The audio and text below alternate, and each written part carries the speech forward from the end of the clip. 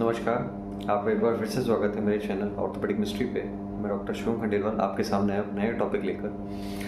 तो आज का टॉपिक हम लेंगे सर्वाइकल पेन। सर्वाइकल पेन जो कि गर्दन के पीछे हमारा होता है, गर्दन के पीछे जो गले में दर्द आपको रहता होगा वो सर्वाइकल पेन हो सकता है। एज वाइज देखें तो ये एडल्ट जवान से लेकर बुढ़ापे तक दोनों में हो सकता है।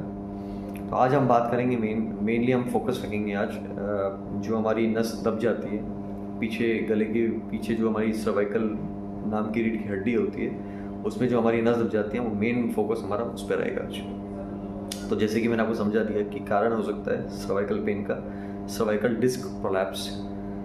तो अगर गले में जो रीढ़ की हड्डी है उसके बीच में नस में दबाव आ रहा है, उससे हमें कैसे हमें उससे निपटना है, घर बैठे हम क्या क्या कर सकते हैं और क्या ट्रीटमेंट उसके बाद हमें लेना चाहिए, उस पर हम आज चर्चा करेंगे।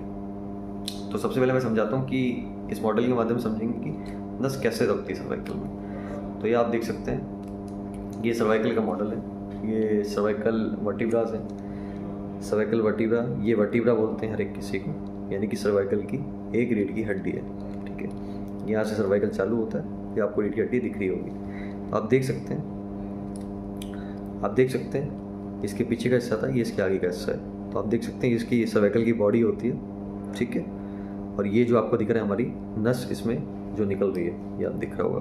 ठीक है, तो क्या होगा कि किसी भी वजह से ये जो है यहाँ पर इस या तो सर्वाइकल बॉडी खिसक जाए पीछे की तरफ, या किसी अन्य वजह से, या इसके जॉइंट अगर खिंच जाए, इस वजह से जो है अगर ये खिसक रही है रीढ़ की हड्डी, ये इसके जॉइंट घिस के और इसका जो अंदर का गूदा होता है वो निकल रहा है, जो ये हम बोलते हैं इसको जो एनुलस होता है। आपको पहले भी बता रखा है मैंने रीढ़ की हड्डी में, निचली रीढ़ की हड्डी में। तो अगर ये भी पीछे खिसक रहा है तो आप देख सकते हो ये पीछे नस पे हमारी दबाव डालेगा ऐसे। ठीक है, तो ये जो हमारी नस है इस पर दबाव आएगा।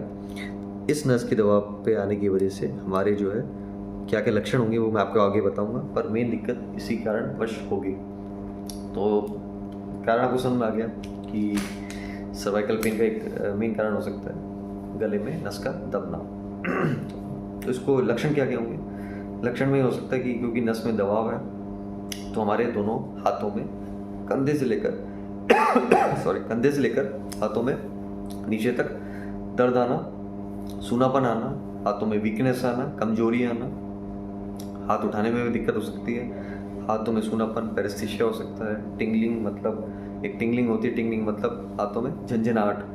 2 से 3 सिम्टम आपको खुद लगने लगेंगे कि ये 3 सिम्टम्स, ये लक्षण आपको आ रहे हैं। दोबारा बताता हूँ, हाथों में सूनापन आना, झंझनाहट होना और हाथों में कमजोरी आना, ये 3-4 सिम्टम आपको हो सकते हैं जिससे आपको पता लग सकता है। और एक गले में दर्द होना, पीछे गले में आपकी दर्द रहने लगेगा पूरे टाइम, इससे आपको पता लग सकता है कि आपको कहीं ना कहीं सर्वाइकल स्पॉन्डाइलोसिस या फिर सर्वाइकल पेन की दिक्कत है। ओवरऑल सर्वाइकल स्पॉन्डालाइसिस को बोलते हैं। ठीक है, तो ये तो हमारी लक्षण की बारी हुई। आते हैं हम इसके आपको कैसे आगे इलाज करना है, घर बैठे आप क्या क्या चीज़ें आप कर सकते हो इस केस में। तो घर बैठे आप सबसे पहला केस जो हमारे सर्वाइकल पेन में आता है, अच्छा एक चीज़ और होती है कि मान लीजिए मांसपेशी जो है यंग इंडिविजुअल्स में, जवान लोगों में यहाँ पे जो मांसपेशियाँ होती है उसमें सूजन आ जाती है। तो उस मांसपेशी में सूजन आने की वजह से भी हमारे गले में दर्द रहता है। इसका कारण चोट लगना भी हो सकता है और ऐसे भी आ सकती है, कोई इन्फेक्शन कारण भी हो सकता है।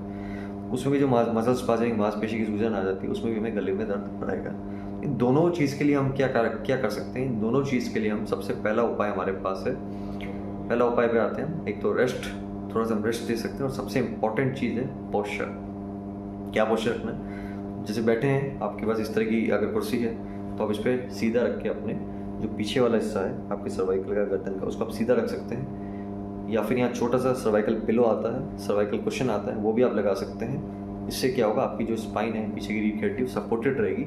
अगर वो सपोर्टेड रहेगी तो उसमें आपकी नस पे दबाव नहीं पड़ेगा, क्योंकि मैंने बताया कि पोस्चर भी एक मेन कारण है सर्वाइकल में रीढ़ की हड्डी का और नस का दबना।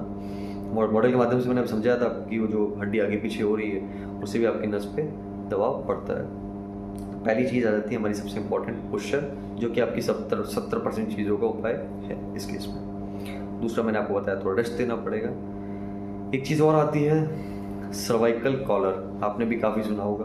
सर्वाइकल कॉलर आती है, इस तरह की कॉलर रहेगी जो आपके गले की हड्डी को सपोर्ट करेगी यहाँ लगाने पर हम लोग यूजुअली मतलब बहुत ज़्यादा सीवियर सिचुएशन है तो हम एडवाइस करते हैं, पर अगर नॉर्मल अगर यंग इंडिविजुअल वगैरह तो हम एडवाइस नहीं करते। उससे क्या होता है, आपकी लगा तो आप लेंगे पर आपकी जो मांसपेशियाँ होंगी गर्दन की वो थोड़ी कमज़ोर होने लगेगी धीरे धीरे, क्योंकि आप उसको सपोर्ट करके रख रहे हैं, आप मूव नहीं कर रहे हैं गले की मांसपेशियों को। लगा भी सकते हैं और अवॉइड भी कर सकते हैं। अगर आपको बहुत ज़्यादा दिक्कत है तो आप लगा भी सकते हो सर्वाइकल कॉलर, एडवाइज्ड है, ऐसा कोई उसमें दिक्कत वाली बात नहीं है। फिर आते हैं हमारे ट्रीटमेंट में, आप बर्बेटिका ले सकते हैं, आप दर्द की दवा ले सकते हैं, पेन किलर ले सकते हैं, कोई सा भी डाइक्लोफेनेक, एसिक्लोफेनेक, जो भी आप लेना चाहें, ट्रिमेडॉल ले सकते हैं। ये सॉल्ट के नाम मैं आपको बता रहा हूँ। इसके अलावा आप चाहें तो गाबापेंटिन आता है जी, वो होता है नस के दर्द के लिए। तो नस में आपकी जो सूनापन आ रहा है, जो झंझलाहट आ रही है, जो आपके लीड चल रही है, लीड भी बोलते हैं इसको, लीड चल रही है, उसके लिए भी आप गाबापेंटिन ले सकते हैं, रात को लेनी होती है, उससे भी आपको थोड़ा आराम मिलेगा इस केस में। सबसे इंपॉर्टेंट मैंने बताया इस केस में पोस्चर होता है, पोस्चर आप बना के रखिए तो आपका 70% काम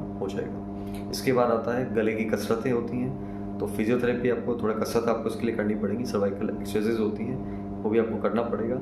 2 से 3 चीज़ें आप कर रहे हैं तो आपकी 90% प्रॉब्लम घर पे ही सॉर्ट आउट हो जाएगी। इसके बाद आते हैं, अगर ये इसके फर्दर आपको कुछ करना है, इसके फर्दर आप मेरे पास आते हैं दिखाने जाते हैं, तो हम क्या कराएंगे, हम लोग एक्सरे से स्टार्ट करेंगे। पहले आपके गर्दन का एक्सरे कराएंगे। एक्सरे में देखेंगे एक्सरे में देखेंगे कि आपकी रीढ़ की हड्डी में कोई दिक्कत तो नहीं है। फिर हम उसके बाद एमआरआई कराएंगे। आपकी एमआरआई करा के हम क्या देखेंगे, उसमें एमआरआई करा के हम उसमें नस का दबाव देखेंगे कि आपकी नस का दबाव कितना है। अगर मान लीजिए नस का दबाव रहता है, उस हिसाब से हम आपको सर्जरी बताएंगे।